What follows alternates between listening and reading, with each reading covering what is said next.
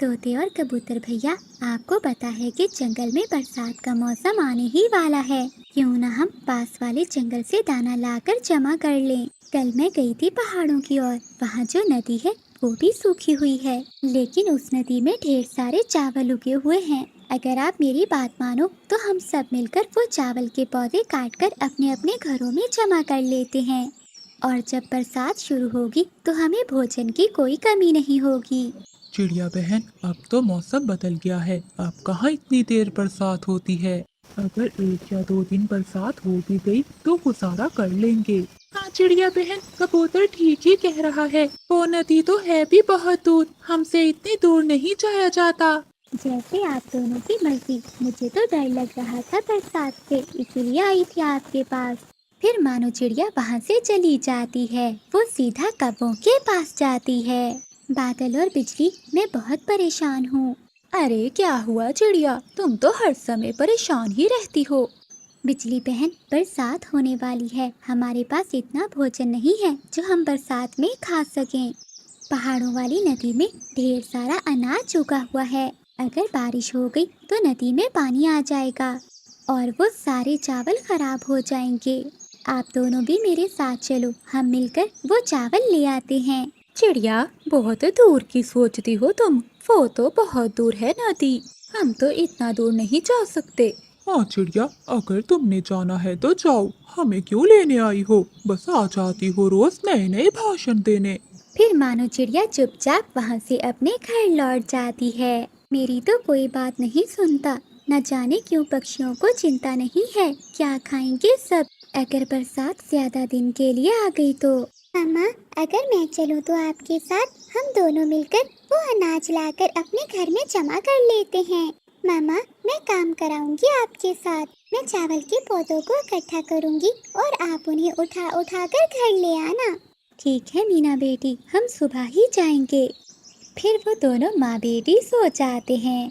अगली सुबह चिड़िया और उसकी बेटी सुबह सुबह ही निकल जाती हैं। मामा, यहाँ तो चावल के ढेर सारे पौधे हैं। हाँ मीना बेटी, नदी सूखी हुई है ना, इसलिए अगर बरसात हो गई तो ये सारे चावल पानी में डूब जाएंगे। फिर वो माँ बेटी मिलकर चावल के पौधे तोड़ते हैं। मामा, आप ये चावल घर ले जाएं, मैं तब तक और इकट्ठे करती हूँ। फिर मानो चिड़िया वो चावल लेकर घर जाती है और उसकी बेटी मीना और चावल तोड़ने लगती है। बादल जी, वो देखो चिड़िया, चिड़िया हो गई पागल, चिड़िया हो गई पागल। बरसात आई नहीं और तैयारी ऐसे कर रही है जैसे शाम को ही बरसात हो जाएगी। मानो चिड़िया बिजली की बात अनसुनी करके वहाँ से चली जाती है। चिड़िया अपने घर में चावल रखकर जब वापस आती है तो वो कौवे वहीं बैठे हुए थे। बिजली बहन, जाना है तो आ जाओ, वहाँ ढेर सारे चावल हैं। अगर बारिश आ गई तो तुम दोनों भूख से मरोगे और वो सारे चावल पानी में खराब हो जाएंगे। जाओ जाओ, तुम ही करो पहाड़ों की सैर, हमें कोई जरूरत नहीं है। फिर वो माँ बेटी सारे चावल इकट्ठे करके अपने घर ले आती हैं। ऐसे ही 2-4 दिन गुजर जाते हैं। एक सुबह आसमान पर गहरे बादल छा जाते हैं। ऐसे लग रहा था कि दिन में रात हो गई हो और फिर तेज बारिश शुरू हो जाती है। मामा, बारिश कितनी अच्छी लग रही है। हाँ मेरी जान, अब हमें कोई चिंता नहीं है इस बरसात की।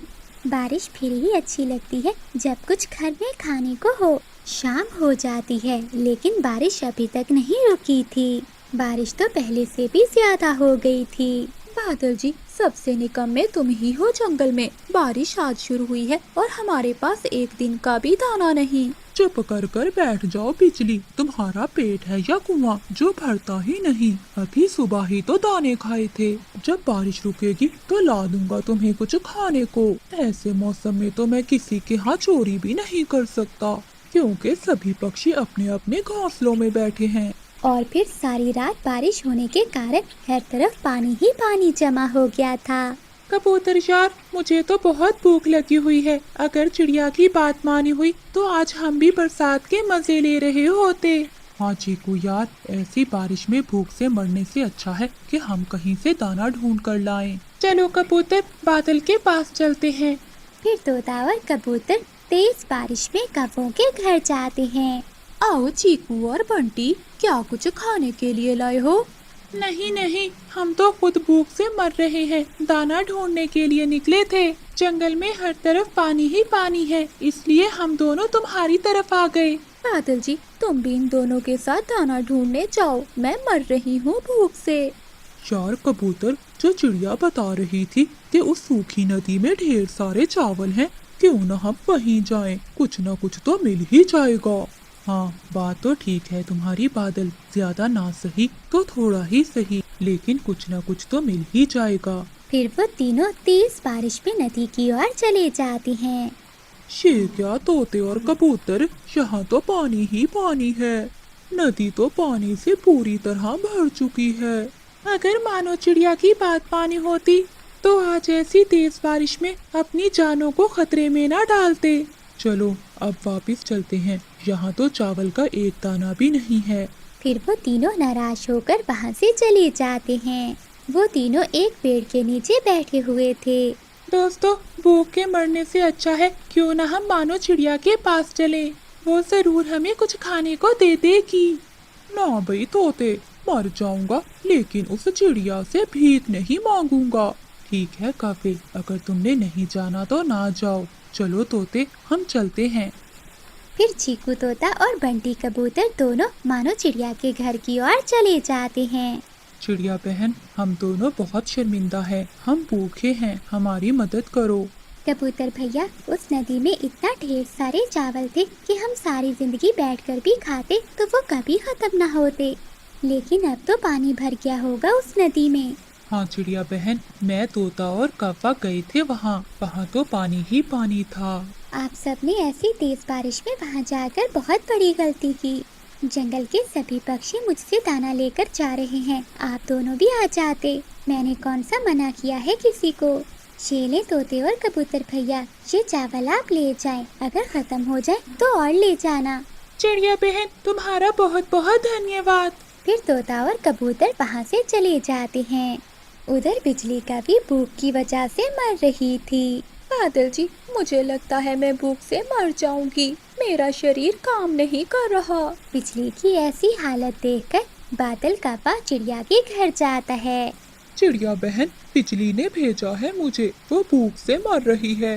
वो कह रही है कि मेरी बहन चिड़िया से कुछ चावल ला दो मुझे खाने के लिए।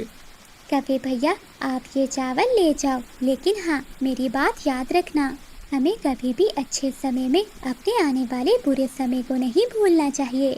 मानो बहन, मैं बहुत शर्मिंदा हूँ, मैंने मजाक उड़ाया था तुम्हारा। फिर बादल कौवा मानो चिड़िया से ढेर सारे चावल लेकर अपने घर की ओर चला जाता है। अरे ये क्या पक्षियों, हमने तो सोचा था कि नए जंगल में जाएंगे, वहाँ भोजन की परेशानी नहीं होगी, परंतु इस जंगल में ना फल है और ना ही सब्जियाँ। हाँ बादल भैया, अब हमें भोजन लेने के लिए रोज फिर से दूर ही जाना पड़ेगा। चीकू, ये तो बहुत गलत है, हम रोज भोजन लेने भला कहाँ जाएंगे। देखो बिजली बहन, हम इस समस्या का कोई ना कोई हल तो ढूंढ ही लेंगे, परंतु अभी दोस्तों हम सबको अपने मजबूत घर बनाने होंगे, क्योंकि बारिश का कुछ भी नहीं पता कि कब हो जाए। शाम हो जाती है, शाम तक सभी पक्षी जंगल में अपने अपने मजबूत लकड़ियों के घर बना लेते हैं। रात हो जाती है। पक्षियों, घर तो बना लिया हमने, अब कल भोजन लेने हमें दूर जाना पड़ेगा। मैं तो ये बात सोच सोच कर परेशान हो रहा हूँ। कबूतर भैया, मैंने इस समस्या का उपाय ढूंढ लिया है, बस हमें कुछ महीने ही भोजन की खोज में जाना पड़ेगा दूसरे जंगल। उसके बाद हमारे जंगल में बड़े बड़े फलों के पेड़ होंगे और सब्जियों के खेत भी। अच्छा, मानो क्या है उपाय। बिजली बहन, हम सब मिलकर कुछ पैसे इकट्ठे करते हैं और फिर दूसरे जंगल से फलों और सब्जियों के बीज खरीद लाते हैं। वैसे भी बरसात का मौसम करीब है, अगर हमने बीज अपने जंगल में बो दिए तो देखना कुछ ही समय बाद हमारे जंगल में भी फलों के पेड़ और सब्जियां उग आएंगी। हाँ चिड़िया बहन, ये उपाय तो बहुत अच्छा है। क्यों पक्षियों, तुम सब क्या कहते हो? हाँ, मैं राजी हूँ, करते हैं सब मिलकर काम। फिर अगले दिन सभी पक्षी चिड़िया के घर में आते हैं और अपने अपने पैसे चिड़िया को जमा करवाते हैं। चलो दोस्तों, अब सबके पैसे जमा हो गए, अब मैं और कबूतर भैया जाकर दूसरे जंगल के पक्षी से बीज खरीद लाते हैं। फिर मानो चिड़िया और कबूतर दोनों पहाड़ों के रास्ते दूसरे जंगल बीज खरीदने चले जाते हैं। शाम तक वो बीज खरीद कर वापिस आ जाते हैं। चलो दोस्तों, बीज तो आ गए हैं, अब हम सबको मिलकर मेहनत करनी होगी। फिर वो सारे पक्षी मिलकर मेहनत से जमीन में बीज बो देते हैं। अरे बिजली, कहाँ फंस गया मैंने कभी इतनी मेहनत नहीं की। हाँ बादल जी, बीज को बोते बोते मेरी कमर भी अटक गई है। अरे बादल और बिजली, बातें कम करो, काम ज्यादा करो, क्योंकि हमें अभी बहुत काम करना है। कुछ ही घंटों में वो सारे पक्षी मिलकर जमीन में सारे बीज बो देते हैं। अगले दिन जंगल में जोरदार बारिशें शुरू हो जाती हैं। सभी पक्षी बारिश से बहुत खुश थे, क्योंकि बारिशों के पानी से उनके बोए हुए बीजों में से नन्हे नन्हे पौधे निकल रहे थे। ऐसे ही कुछ महीने गुजर जाते हैं। सभी पक्षियों की मेहनत अब रंग ले आई थी। अब तो उनके जंगल में काफी बड़े बड़े फलों के पेड़ लग चुके थे, और तो और सब्जियां भी काफी तेजी से बढ़ रही थीं। अरे वाह वाह, क्या बात है इस आम की, ये आम तो बहुत मीठा है। हाँ तोते, ये सेब भी बहुत मीठा है, मजा आ रहा है खाने में। मानना पड़ेगा चिड़िया, तुम्हारी वजह से ही आज हम सब पक्षियों को बैठे बिठाए फल मिल रहे हैं। बिजली और बादल दूसरे पक्षियों को फल खाता देखकर चल रहे थे। उनके तो मन में अब लालच पैदा हो गई थी। बिजली, पैसे तो हमने भी दिए थे उन बीजों के, अब उन फलों पर हमारा हक है। इसलिए मैंने सोच लिया है कि मैं उन पेड़ों से फल तोड़कर दूसरे जंगल में महंगे दामों में बेच कर आऊंगा। बादल जी, वैसे हमारी सोच कितनी मिलती जुलती है, पता है मैं भी यही सोच रही थी। उन पक्षियों को क्या पता था, बादल कव्वा तो सभी पेड़ों से कुछ कुछ फल तोड़कर अपनी बैलगाड़ी पर लादकर दूसरे जंगल ले जाता है, और शाम तक सारे फल बेचकर बहुत मुनाफा कमाकर घर लौट आता है। इसी तरह दूसरे दिन भी बादल कव्वा ऐसा ही करता है। वो सभी पक्षियों के फल बेचकर काफी मुनाफा कमा रहा था। चिड़िया बहन, बहुत हो गया, अब हम बादल कव्वे को ये सब नहीं करने देंगे। हाँ चीकू भैया, हमने ये फलों के पेड़ अपने लिए लगाए थे, ना कि बेचने के लिए। चलो सब मिलकर उन कव्वों से बात करते हैं। फिर चिड़िया, कबूतर और तोता गुस्से में कव्वों के पास जाते हैं। अरे ओए बादल के बच्चे, क्या तमाशा लगाया हुआ है तुमने? अगर सारे फल तोड़कर दूसरे जंगल में बेच दोगे तो हम सब क्या खाएंगे? हाँ बादल, हम तुम्हें ऐसा नहीं करने देंगे। याद रखो, ये सारे पेड़ हम पक्षियों के भी हैं। उन पेड़ों पर मेरा भी हक है। मैं उन फलों के साथ जो भी करूं, तुम्हें उससे क्या? बादल भैया, तुम लालच कर रहे हो, लालच ना करो, लालच का अंजाम हमेशा बुरा होता है। अरे जाओ जाओ, कब से बोले जा रहे हो, हम फल जरूर बेचेंगे। मैं देखती हूँ मेरे बादल जी को कौन रोकता है फल बेचने से। बिजली बहन, अगर आप ऐसा करोगे तो हम सब मिलकर आपको इस जंगल से निकाल देंगे। रुको रुको पक्षियों, ज्यादा गुस्सा ना करो। चलो ठीक है, ऐसा है ना पक्षियों कि मैंने तो अब दूसरे जंगल में अपने फलों की दुकान खोल ली है। अब मैं उस दुकान को बंद नहीं कर सकता। तुम सब पक्षी ऐसा करो कि मुझे एक आम का पेड़ ही दे दो। मैं वादा करता हूँ कि आम के पेड़ के अलावा मैं किसी दूसरे पक्षी के पेड़ को नहीं छूऊंगा। ठीक है बादल भैया, आप आम का पेड़ रख लो, लेकिन याद रखना फिर सब्जियों और किसी भी पेड़ पर आपका कोई हक नहीं होगा। हाँ हाँ ठीक है, मुझे मंजूर है। बादल कव्वा तो पैसों की लालच में आकर एक पेड़ ले लेता है। अब बादल कव्वा रोज अपने आम के पेड़ से आम तोड़कर दूसरे जंगल ले जाता है। कुछ दिन बीत जाते हैं। एक रात एक लकड़हारा पक्षी उस जंगल में आता है। अरे वाह, कितने दिनों से आम का पेड़ ढूंढ रहा था। मुझे इसी आम के पेड़ की लकड़ी ही तो चाहिए थी। अब इस पेड़ को काटना ही पड़ेगा। फिर वो लकड़हारा उस आम के पेड़ को काटने लगता है। अगली सुबह हो जाती है। जब बिजली कव्वी और बादल कव्वा अपने पेड़ के पास जाते हैं तो वहाँ कुछ भी नहीं था। अरे बादल जी, हमारा आम का पेड़ कहाँ गया? बिजली, लगता है कोई लकड़हारा हमारा पेड़ काट कर ले गया है। बादल जी, हम तो बर्बाद हो गए।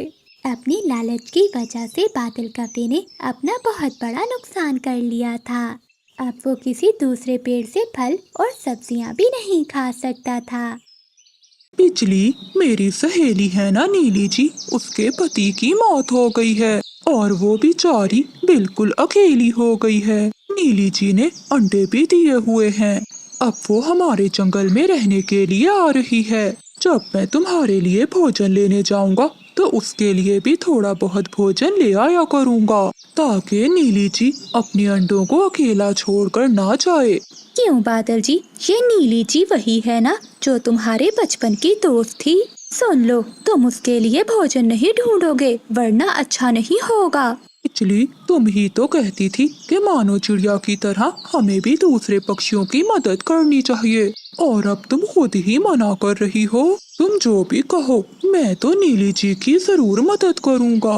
बादल कव्वे की बात सुनकर बिजली कव्वी बहुत डर जाती है कि कहीं उसका सपना सच ना हो जाए। जुगनू बेटा, कल ही मैंने सपने में देखा था कि उस नीली कवि ने तुम्हारे पिता से शादी कर ली है और आज ये नीली कवि हमारे जंगल में भी आ गई है। तुम घर पर ही बैठो जुगनू, मुझे तुम्हारे पापा पर नजर रखनी होगी। फिर बिजली कव्वी भी छुपके बादल कव्वे के पीछे चली जाती है। नीली जी, ये लो, मैं तुम्हारे लिए भोजन लाया हूँ। अब तो रोज मैं तुम्हारे लिए भोजन लाया करूँगा, तुम चिंता ना करना। बादल यार, तुम कब तक नीली कवि को भोजन लाकर देते रहोगे? मुझे तो लगता है अब नीली कवि को दूसरी शादी कर लेनी चाहिए। हाँ तोते यार, बात तो तुम्हारी ठीक है। नीली जी, तुम किसी कौवे से शादी कर लो। हाँ बादल जी, मैं शादी तो कर लूँ, लेकिन इस जंगल में कोई भी मेहनती कौवा नहीं है जिससे मैं शादी करूँ। नीली जी, वैसे मैं बहुत मेहनती कौवा हूँ, मैं तुमसे शादी कर लेता अगर मेरी शादी उसे बिजली से ना हुई होती। बादल यार, इसमें कौन सी बड़ी बात है, शादी तो तुम अब भी कर सकते हो नीली कवि से। खिड़की में बैठी बिजली कव्वी उनकी बातें सुन रही थी। वो ये बातें सुनकर जल जाती है और वापस चली जाती है। अरे तोते यार, ये तुम कैसी बातें कर रहे हो? मैं तो बिजली से शादी कर चुका हूँ, अब भला मैं नीली जी से कैसे शादी कर सकता हूँ? बादल यार, इसमें गुस्सा क्यों हो रहे हो? मैं तो मजाक कर रहा था। बिजली कव्वी आधी बात सुनकर गुस्से में एक पेड़ पर जाकर बैठ जाती है। बादल जी ने तो पूरी योजना बनाई हुई है दूसरी शादी करने की, लेकिन मैं भी बिजली कवि हूँ, इसे दूसरी शादी तो नहीं करने दूंगी। अगले दिन नीली कव्वी के पेड़ के नीचे सभी पक्षी बैठे बातें कर रहे होते हैं। नीली बहन, आपके लिए बहुत सुंदर कौवा ढूंढा है चिड़िया ने। हाँ नीली बहन, भोला कौवा बहुत अच्छा है, वो तुम्हारा बहुत ख्याल रखेगा। बिजली कव्वी वहीं एक पेड़ के पीछे बैठी उनकी बातें सुन रही थी। वो भोला कौवा की जगह बादल कौवा सुनती है। मेरा शक सही निकला, ये बादल कौवा दूसरी शादी करने जा रहा है। अब मैं इन दोनों को नहीं छोड़ूंगी। मैं अभी अपने भाइयों के पास जाती हूँ और उन्हें सारी बात बताती हूँ। फिर बिजली कव्वी अपने दो भाइयों के पास चली जाती है। बड़े और छोटे भाई, मेरा पति दूसरी शादी करने जा रहा है और वो मुझे छोड़ देगा। मेरा और मेरे जुगनू का क्या होगा? बादल कौवा नीली कवि से शादी करके मुझे अपने घोंसले से भी निकाल देगा। ये तुम क्या कह रही हो बहना? उसकी इतनी हिम्मत कि वो दूसरी शादी करे और मेरी बहन को घोंसले से निकाले? तुम चलो, हम तुम्हारे साथ चलते हैं। हम दोनों भाई मिलकर इस कौवे को नहीं छोड़ेंगे। भैया, बस बादल को नहीं, उस नीली कवि को भी सबक सिखाना है, ताकि आइंदा वो कभी दूसरे कौवे से शादी करने का ना सोचे। और फिर बिजली कव्वी अपने दोनों भाइयों को लेकर बादल कव्वे के पास जाती है। अरे ओए कौवे, तुमने मेरी बहन को धोखा दिया है, हम तुम्हें नहीं छोड़ेंगे। ऐसा कहते हुए बिजली कव्वी के दोनों भाई कव्वे को पकड़कर पेड़ से बांध देते हैं।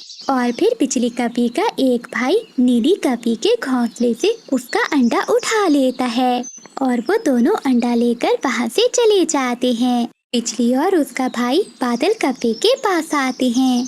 अरे ये क्या? ये तो नीली जी का अंडा है। बिजली, ये तुम्हारा भाई नीली जी के अंडे के साथ क्या कर रहा है? तुम्हारे भाइयों ने मुझे पेड़ से क्यों बांधा है? बादल जी, अब इतने मासूम ना बनो, मुझे सब पता चल गया है। तुम मुझे छोड़कर नीली कवि से दूसरी शादी करने वाले हो, लेकिन मैं भी बिजली हूँ, मेरे दोनों भाई अब तुम्हें नहीं छोड़ेंगे। तभी नीली कवि, मानो चिड़िया और तोता भी वहाँ आ जाते हैं। अरे बिजली बहन, ये तुम गलत समझ रही हो, ऐसा कुछ भी नहीं है। चुप कर जाओ छोटी चिड़िया, मुझे सब पता है, तुम भी बादल के साथ मिली हुई हो। अरे बिजली बहन, तुम ये सब क्या कर रही हो? बादल भैया तो मेरे भैया जैसे हैं। हाँ बिजली, नीली जी बिल्कुल ठीक कह रही है। नीली, अगर बादल तुम्हारा भाई है तो तोता तुमसे क्यों कह रहा था कि शादी के बाद बादल तुम्हारा बहुत ध्यान रखेगा? अरे बिजली कवि, मैंने बादल कवि का नहीं बल्कि भोला कवि का कहा था। हो सकता है तुमने नाम सुनने में गलती की हो। क्या इसका मतलब नीली कवि की शादी भोले कवि से हो रही है? हाँ बिजली बहन, मैंने ही नीली बहन का रिश्ता देखा है। और तुम कितनी बड़ी गलती कर रही थी, जो नीली कवि का अंडा अपने भाइयों से तुड़वा रही थी। बिजली, हमें तुमसे ये उम्मीद नहीं थी। तुमने आज सबके सामने हमारी नाक कटवा दी। आज मुझसे एक मासूम कवि का अंडा टूट जाता। फिर बिजली कवि के दोनों भाई गुस्सा होकर वहाँ से चले जाते हैं। मुझे माफ कर दो बादल जी, मुझसे बहुत बड़ी गलती हो गई, मैं बहुत शर्मिंदा हूँ। बिजली, तुम तो मुझसे बात ही ना करो, मैं तुमसे बहुत नाराज। तेज बारिश में वो बूढ़ी कवि अपना सामान लिए सागर वाले जंगल से गुजर रही थी। बारिश तो बहुत तेज है, अगर ऐसी बारिश में मैं भीगती रही तो बूढ़ी जान कब तक जिंदा रह सकती हूँ। अब तो मुझे कोई ना कोई आसरा तो ढूंढना ही होगा। वो बूढ़ी कवि अपना सामान लिए फिर से उड़ती है। बिजली, आज तो रसोई से बहुत अच्छी खुशबू आ रही है, क्या बना रही हो तुम? तभी बिजली कवि रसोई से खिचड़ी लेकर बाहर आती है। बादल जी, खुशबू कैसे ना आती, बिजली ने पहली बार खिचड़ी जो बनाई है। वाह वाह बिजली, परंतु ये चावल कहाँ से आए? आने कहाँ से थे भला, चीकू तोते के घर से चुरा कर लाई हूँ। आज मेरा ऐसी तेज बारिश में खिचड़ी खाने को बहुत मन कर रहा था। अब जल्दी से खा लो वरना खिचड़ी ठंडी हो जाएगी। वो दोनों पति पत्नी खिचड़ी खाने लगते हैं तो दरवाजे पर दस्तक होती है। बादल जी, इस समय अब कौन आ गया है? ऐसी तेज बारिश में भी पक्षियों को अपने घरों में आराम नहीं आता। फिर वो दोनों पति पत्नी घर के बाहर आते हैं। काको, मेरी मदद करो, बारिश बहुत तेज है, बारिश रुकने तक मुझे अपने घर में आश्रय दे दो। नाना बुढ़िया, हमारा घर तो पहले ही बहुत कमजोर है, हम तुझे अपने घर में नहीं रख सकते। बेटी, मैं अपने घर जा ही रही थी कि रास्ते में बारिश शुरू हो गई। अब तो रात भी बहुत हो चुकी है, मेरा घर पहाड़ों के दूसरी दिशा में है। अगर इस समय मैं चली भी गई तो पहाड़ों वाली चीलें मुझे खा जाएंगी। कृपया करो और मुझे आज रात अपने घर में आश्रय दे दो।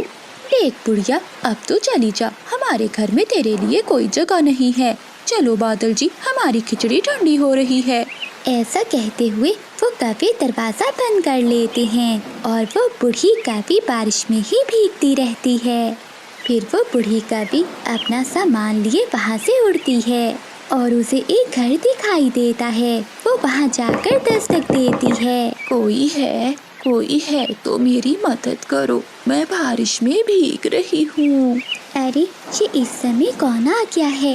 जरा जाकर देखती हूँ, शायद कोई मुसीबत में हो। फिर चांदनी चिड़िया अपने घर के बाहर आती है। बेटी चिड़िया, मैं बहुत मुश्किल में हूँ, बारिश बहुत तेज है और मैं अपने घर नहीं जा सकती। बस आज रात गुजारने के लिए मुझे अपने घर में आश्रय दे दो। माँ जी, इसमें पूछने वाली कौन सी बात है, आप अंदर आ जाइए। फिर चांदनी चिड़िया बूढ़ी कवि को अपने घर में ले जाती है। चिड़िया, तुम्हारा बहुत बहुत धन्यवाद जो तुमने मेरी मदद की। नहीं माँ जी, ऐसी कोई बात नहीं, आप ये दाना खा लीजिए, आपको भूख लगी होगी। फिर बूढ़ी कवि भोजन खा लेती है। फिर वो दोनों सो जाती हैं। अगली सुबह बारिश भी रुक जाती है। चिड़िया बेटी, तुम बहुत अच्छी हो, मैं तुम्हें कुछ देना चाहती हूँ। ये लो, ये सेब का बीज है। तुम इसे अपने आंगन में दबा देना और देखना बहुत जल्दी बहुत बड़ा सेब का पेड़ लग जाएगा। ऐसा कहते हुए वो बूढ़ी काफी वहाँ से चली जाती है। फिर चांदनी चिड़िया वो बीज अपने आंगन में बो देती है। अब मैं जल्दी से भोजन ले आती हूँ, कहीं फिर से बारिश न शुरू हो जाए। फिर चांदनी चिड़िया भोजन की खोज में चली जाती है। बिजली कभी अपने घर के बाहर बैठी हुई थी। वो देखकर हैरान होती है। बादल, बादल जी जल्दी आओ, जरा देखो। बादल कव्वा जल्दी से बाहर आता है। क्या हुआ बिजली, क्यों इतनी सुबह सुबह शोर मचा रही हो? सोने भी नहीं देती। वो देखो बादल, चिड़िया के आंगन में कितना बड़ा सेब का पेड़ है और उस पर लाल लाल रंग के सेब भी लगे हुए हैं। बिजली, ये कैसे हो गया? कल तो यहाँ एक पत्ता भी नहीं था और आज ये सेब का पेड़। चलो पास चलकर देखते हैं। फिर बिजली और बादल चिड़िया के सेब के पेड़ के पास जाते हैं और वो कुछ सेब तोड़कर खाने लगते हैं।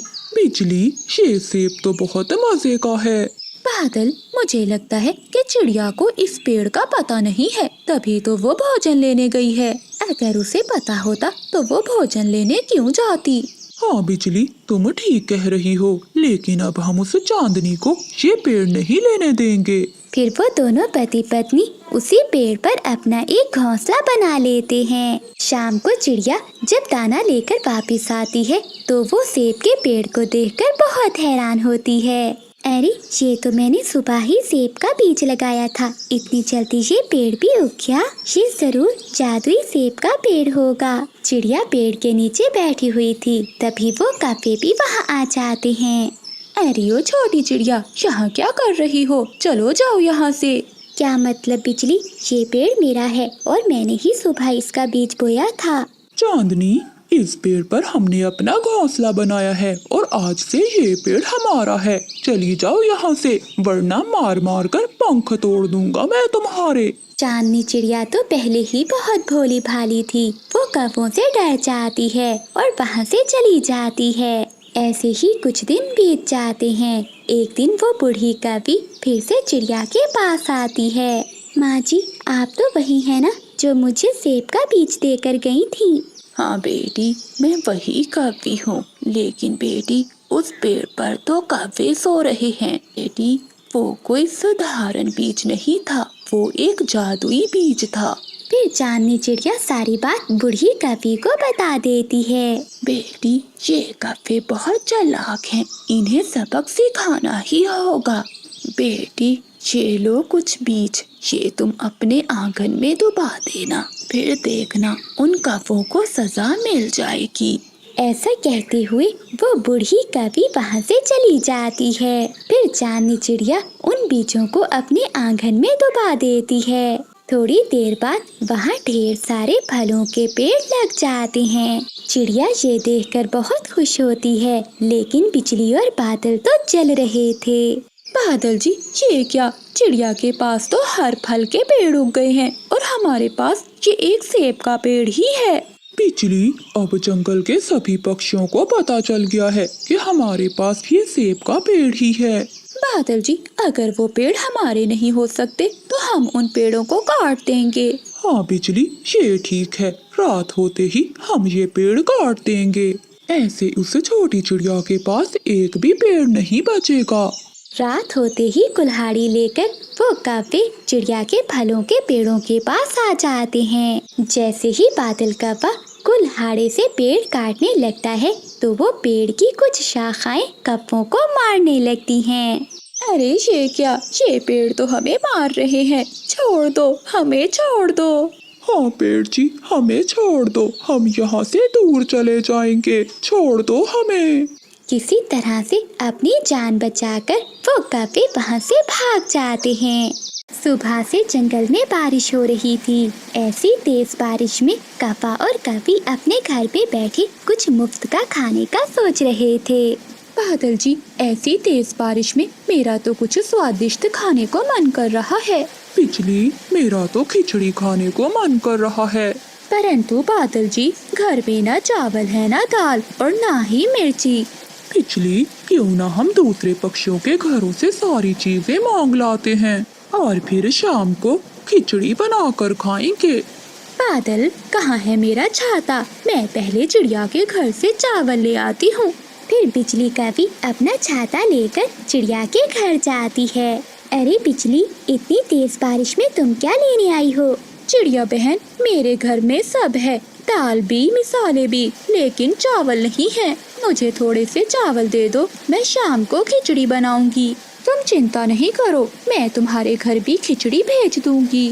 खिचड़ी, वो भी दाल वाली, मैं जरूर खाऊंगी। ठीक है बिजली, अगर तुम्हारे पास बाकी की चीजें हैं तो चावल मुझसे ले जाओ। एक प्लेट मुझे भी दे देना, मीना खा लेगी। फिर बिजली कभी खुशी खुशी चिड़िया के घर से चावल लेकर चली जाती है। मैं ले आई हूँ, देखो बादल, मैं चावल ले आई हूँ। अब तुम जल्दी से जाकर उस मोटी चोंच वाले से मिर्ची ले आओ और फिर दाल भी किसी से मांग कर ले आना। वो मोटी चोंच वाला है तो बहुत कंजूस, लेकिन मैं किसी तरह से मिर्ची लेकर ही आऊंगा। फिर बादल कौवा चीकू तोते के घर की ओर जाता है। तोते यार, तेरी भाभी बिजली खिचड़ी बना रही है। वैसे तो हमारे पास सब कुछ था, लेकिन मिर्ची नहीं है। क्या तुम्हारे पास मिर्ची है? हाँ कव्वे, मिर्ची तो है मेरे पास, लेकिन वो लाल लाल मिर्ची तो मैंने अपनी होने वाली सासू माँ के लिए रखी है। अरे तोते यार, तुम अपनी होने वाली सासू माँ को फिर कभी मिर्ची दे देना। आज वो मिर्ची मुझे दे दो, मैं तुम्हें एक प्लेट खिचड़ी की देकर जाऊंगा। ठीक है कव्वे, तो मैं अपनी होने वाली सासू माँ को खिचड़ी दूंगा ताकि वो मेरी चिंकी से जल्दी शादी कर दे। चलो मिर्ची, लेकिन हाँ, मुझे खिचड़ी देना भूल ना जाना। फिर बिजली कभी बुलबुल के घर से मिसाले मांग लाती है और बादल कौवा कबूतर के घर जाता है। क्या हुआ कव्वे, ऐसी तेज बारिश में तुम यहाँ क्या करने आए हो? कबूतर यार, मेरी पत्नी बिजली खिचड़ी बना रही है, लेकिन घर में दाल नहीं थी। अगर तुम मुझे थोड़ी सी दाल दे दो तो एक प्लेट मैं तुम्हें भी खिचड़ी की दूंगा। अरे कबूतर जी, खिचड़ी तो मुझे बहुत पसंद है, आप कव्वे को दाल दे दीजिए। लेकिन हाँ कव्वे भैया, एक प्लेट खिचड़ी मुझे जरूर देकर जाना। हाँ बबली बहन, जरूर। ऐसे पूरे जंगल से चीजें मांग मांग कर कौवा और कभी खिचड़ी बनाना शुरू करते हैं। बादल, देखा, घर में एक चीज भी नहीं थी। हमने पक्षियों से चीजें मांग मांग कर सारी इकट्ठी कर ली हैं। और सब पक्षी एक प्लेट की लालच में आ गए। कुछ भी नहीं मिलेगा उन्हें। खिचड़ी तो खाएंगे मैं और मेरी पत्नी। ऐसा कहते हुए वो दोनों पति पत्नी हंसने लगते हैं। मम्मा जाएं और पूछ कर आएं, क्या अभी तक खिचड़ी नहीं बनी? लेकिन मीना बेटी, बाहर बहुत तेज बारिश हो रही है। मम्मा जाएं, ऐसा ना हो कि बिजली आंटी सारी ही खिचड़ी खा जाएं। फिर चिड़िया अपना छाता लेकर बिजली कवि के घर जाती है। बिजली बहन, क्या बन गए चावल? चिड़िया, तुम यहाँ क्या करने आई हो? जब खिचड़ी बन जाएगी तो मैं तुम्हारे घर में दे जाऊंगी। नहीं कवि, मैं यहीं बैठकर थोड़ी देर इंतजार कर लेती हूँ।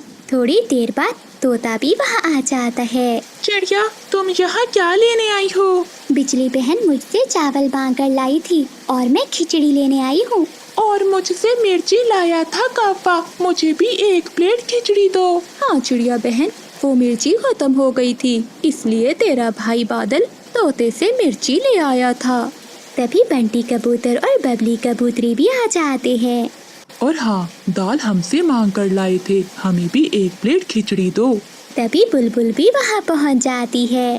क्या बन गए चावल? मेरे मिसालों की खुशबू तो दूर दूर तक जा रही है। बुलबुल, क्या मिसालें तुमसे मांग कर लाई थी बिजली? चिड़िया, मैंने तो सोचा था कि सभी पक्षियों के घर से चीजें मांगकर खिचड़ी बनाकर खाएंगे, मगर तुम सब तो यहाँ ही आ गए। अब ये खिचड़ी हम सब मिलकर खाएंगे। फिर खिचड़ी भी पककर तैयार हो जाती है। जिस चीज की चीजें हैं इस खिचड़ी में वो खाना शुरू करे। फिर बिजली और बादल पक्षियों का मुंह देखते रह जाते हैं और सभी पक्षी मजे मजे से खिचड़ी खाते हैं। काश मैं बहुत अमीर पक्षी होता, मेरा भी बड़ा घर होता, ढेर सारा पैसा होता और ऐसी बारिश से बचने के लिए कोई छत होती। तिनकों के टूटे हुए घोंसले में चीकू तोता बैठा ऐसा सोच रहा था। जंगल में बारिश ने शोर मचा रखा था। चांदनी चिड़िया को दूर से आता हुआ चीकू तोता देख लेता है। टूट गया चीकू भैया, मेरा घोंसला भी टूट गया। जो दाना बचा कर रखा था वो भी पानी में बह गया। सब बर्बाद हो गया है। हाँ चांदनी बहन, मैं तो पहले से ही बहुत चिंतित हूँ क्योंकि कल से बारिशें हो रही हैं। आखिर ये हमारे तिनकों के घोंसले कब तक टिक सकते हैं? इन्हें तो टूटना ही है। चीकू भैया, मैंने सुना है कि बिजली और बादल दूसरे जंगल में किसी सुरक्षित जगह पर जा रहे हैं। चलो हम भी उन्हीं के साथ चले जाते हैं। चिड़िया, वो कौवे इतने अच्छे हैं तो नहीं, चलो जाकर देख लेते हैं।